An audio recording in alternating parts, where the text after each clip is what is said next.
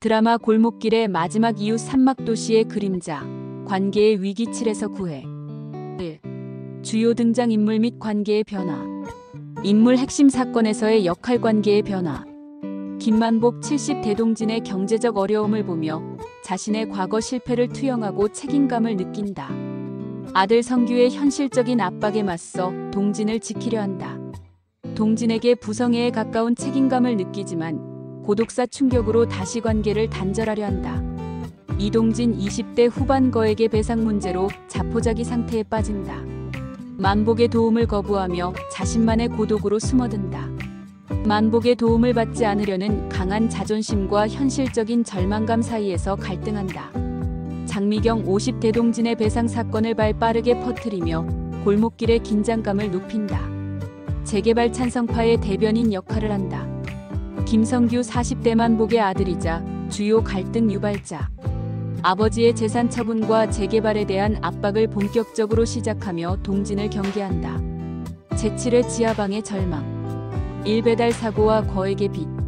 동진은 배달 일을 하던 중 갑작스러운 접촉사고로 인해 고가의 차량에 손상을 입히는 거액의 배상 책임을 지게 된다. 보험도 제대로 들지 못한 동진에게 이는 감당할 수 없는 절망이다.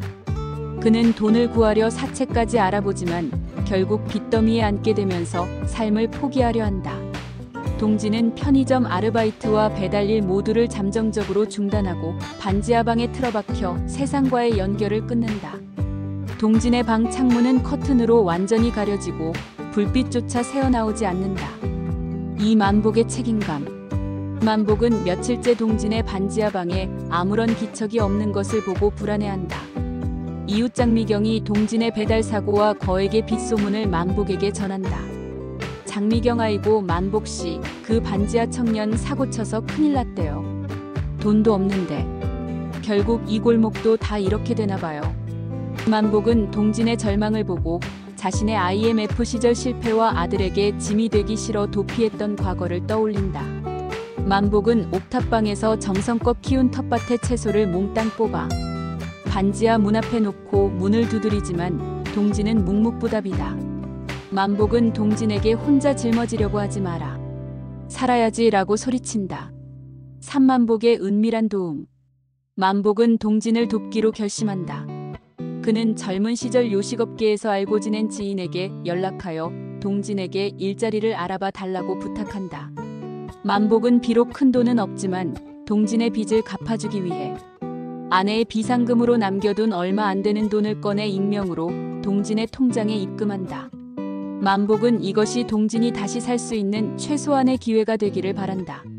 제8의 아들의 등장. 일아들 성규의 압박. 만복의 아들 성규가 아버지의 수상한 행동 재개발, 계약 거부와 동진과의 이상한 교류를 수상히 여기고 옥탑방에 들이닥친다. 성규는 아버지에게 재개발 서류에 서명할 것과 노인복지회관 입소를 강하게 종용한다. 성규 아버지, 대체 이 낡은 집에 미련이 뭐가 있다고 이러세요? 그리고 그 반지하 녀석은 뭡니까? 아버지 재산에 빨대 꽂으려는 기생충 같은 놈 아닌가요? 성규의 차갑고 경멸적인 시선은 만복의 자존심을 짓밟는다. 만복은 아들에게 내 마지막 남은 밥그릇과 내 이웃이다. 너는 내 삶이나 신경 써라. 라고 맞서지만 심한 충돌로 인해 지쳐버린다. 이 동진을 향한 오해와 모욕. 성규는 반지하 동진의 방문을 거칠게 두드리고 만복에게 도움을 받은 사실을 빌미로 동진에게 모욕적인 언사를 퍼붓는다. 성규 우리 아버지 돈으로 생활하면서 여기 눌러앉아 계실 생각입니까? 젊은 사람이 왜 남의 아버지한테 붙어 삽니까? 당장 이 골목에서 나가주세요. 동진은 만복이 자신에게 익명으로 돈을 보냈다는 사실을 성규의 말을 통해 처음 알게 된다. 만복의 진심 어린 도움이었지만 성규의 오해와 모욕 앞에서 동진은 자신의 처지가 비참하게 느껴진다. 동진은 만복에게 받은 돈을 그대로 다시 인출해 만복의 문 앞에 내던진다. 두 사람의 관계 붕괴. 만복은 성규에게 당한 모욕감과 동진의 절망적인 반응에 깊은 상처를 받는다. 만복은 동진이 자신과의 관계를 끊으려 한다는 생각에 격분한다. 만복 동진에게 너도 결국 똑같다. 혼자가 되면 아무도 믿지 못하는 거야. 내가 날 동정할 자격은 없다. 두 사람은 서로에게 가장 날카로운 상처를 주고받으며 다시 관계가 붕괴된다. 동진은 만복의 말이 현실이라는 것을 인정하며 스스로를 구제불능의 고독한 존재로 낙인 찍는다. 제9회 고독사의 경고. 일이웃의 고독사. 만복과 동진의 갈등이 최고조에 달했을 무렵 옆 빌라에 살던 또 다른 독거 노인이 고독사로 발견된다.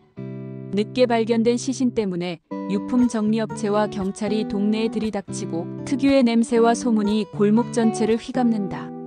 이웃 장미경은 충격과 공포에 질려 만복에게 달라붙는다. 만복 씨, 우리도 언젠가 저렇게 될까요? 결국 자식도 소용없고. 만복은 고독사 현장을 묵묵히 바라보며 자신의 미래와 동진의 현재를 겹쳐본다. 이 만복의 최종 단절.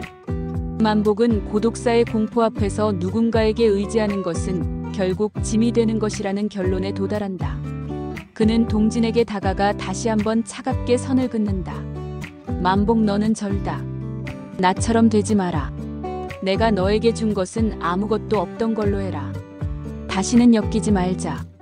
만복은 이 말을 통해 동진을 보호하려 했지만 동진에게는 가장 잔인한 이별 통보가 된다. 동진은 만복의 냉대에 깊은 상실감을 느끼고 자신이 보상받을 수 없는 근원적인 외로움 앞에 무너진다. 3. 지하방의 침묵. 동진은 만복에게 받은 돈을 돌려주고 만복의 텃밭 채소도 그대로 방치한 채 자신이 겪은 절망과 고독을 곱씹으며 반지하방에 완전히 틀어박힌다. 반지하 창문은 먼지만 가득한 채 낮에도 밤에도 완벽한 침묵만이 감돈다. 만복은 옥탑방에서 그 침묵을 느끼며 자신이 동진에게 마지막 남은 희망마저 앗아갔다는 죄책감에 시달린다. 경청해주셔서 감사합니다. 구독과 좋아요는 센스입니다.